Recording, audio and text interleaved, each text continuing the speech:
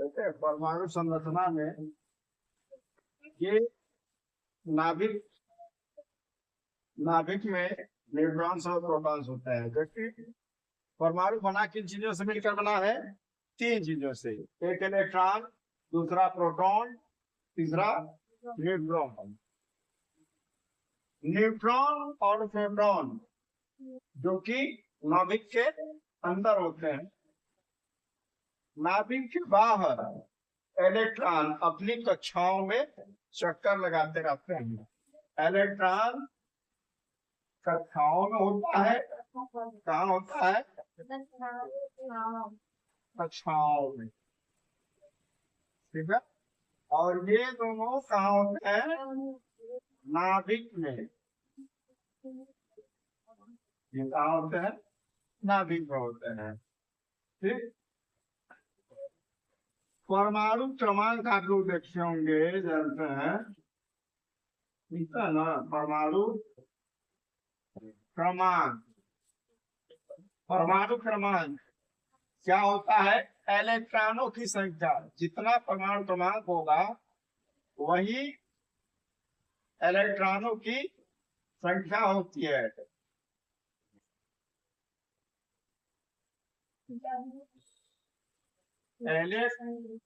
इलेक्ट्रॉनों की संख्या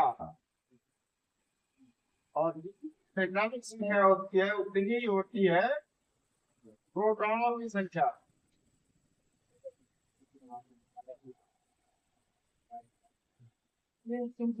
मतलब इलेक्ट्रॉन्स और प्रोटॉन्स बराबर होते हैं, वही परमाणु क्रमांक होता है।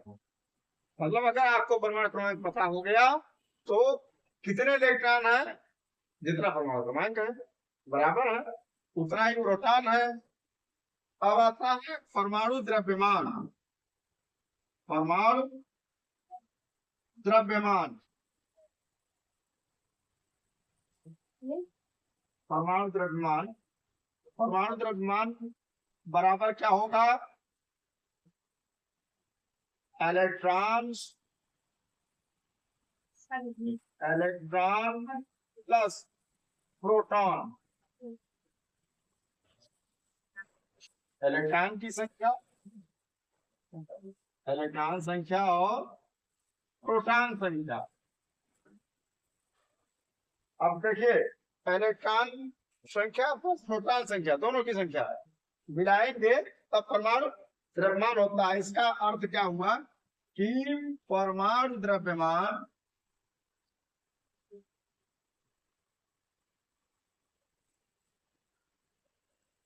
बराबर दो मोड़े परमाणु क्रमांक। ये होगा, ठीक है। अब इसमें आप इलेक्ट्रॉन्स, प्रोटॉन्स, न्यूट्रॉन्स इन तीनों को देख रहे हैं। इलेक्ट्रॉन होता है जो कक्षाओं में घूमते रहता है, प्रोटॉन और न्यूट्रॉन नाभिक होता है, ठीक है। इलेक्ट्रॉन को निश्चित करते हैं इलेक्ट्रॉन ई माइनस ऐसे करके।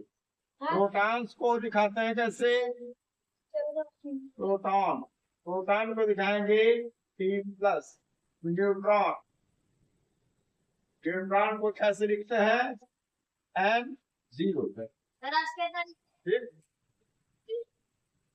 उतना हो गया। अब बात होती है कि परमाणु क्रमांक और परमाणु द्रव्यमान में क्या संबंध है। तो परमाणु द्रव्यमान जो है परमाणु क्रमांक का दुगना होता है, लगभग दुगना, लगभग दुगना।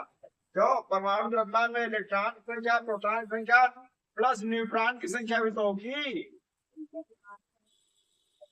क्यों? न्यूट्रॉन्स कहाँ गए? न्यूट्रॉन्स की संख्या भी होगी, है ना। लेकिन न्यूट्रॉन संख्या इतनी कम होती है कि उसको नहीं देते हैं। आप ये जानते रहिए दुगना, लगभग दुगना, परमाणु क्रमांक का लगभग दुगना। अब इलेक्ट्रॉन इसमें किस प्रकार से रहते हैं, कौन सी कक्षा में कितने इलेक्ट्रॉन्स होंगे, ठीक है, यहाँ पे मिला दे इसको।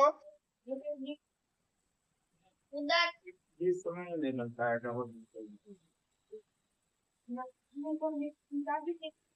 इलेक्ट्रॉन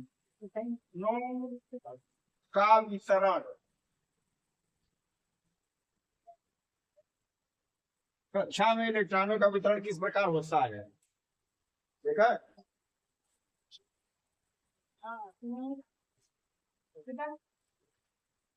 इलेक्ट्रॉनों का वितरण किस प्रकार होता है?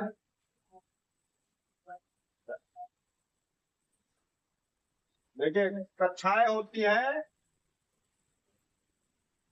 के एल एम एन, इस प्रकार से ये कक्षाएं हैं। पहली कक्षा, दूसरी कक्षा, तीसरी कक्षा, चौथी कक्षा, पांचवी, इस प्रकार से कक्षाएं होती हैं। यहां से शुरू होगा के एल एम, इस प्रकार। अब देखिए कौन सी कक्षा में कितने इलेक्ट्रॉन होंगे। एम कक्षा में इलेक्ट्रॉनों की संख्या,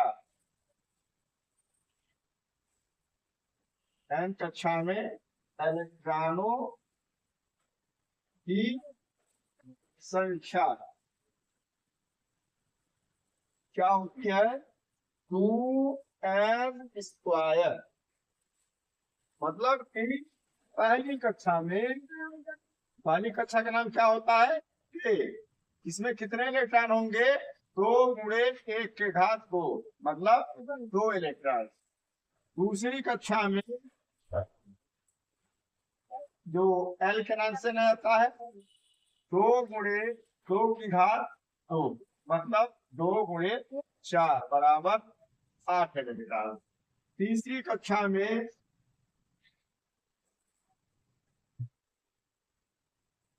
2 गुणे 3 के घात 2, अर्थात 2 गुणे 9, मतलब 18। चौथी कक्षा में 2 गुणे 4 की घात 2, 2 गुणे 16, लगभग 32 इलेक्ट्रॉन।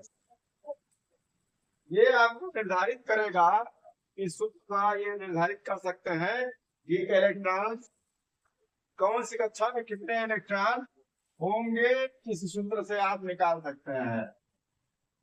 ठीक है, पहली कक्षा में 2 इलेक्ट्रॉन, दूसरी कक्षा में 8 इलेक्ट्रॉन, तीसरी कक्षा में 18 इलेक्ट्रॉन, चौथी कक्षा में 32 इलेक्ट्रॉन हो सकते हैं।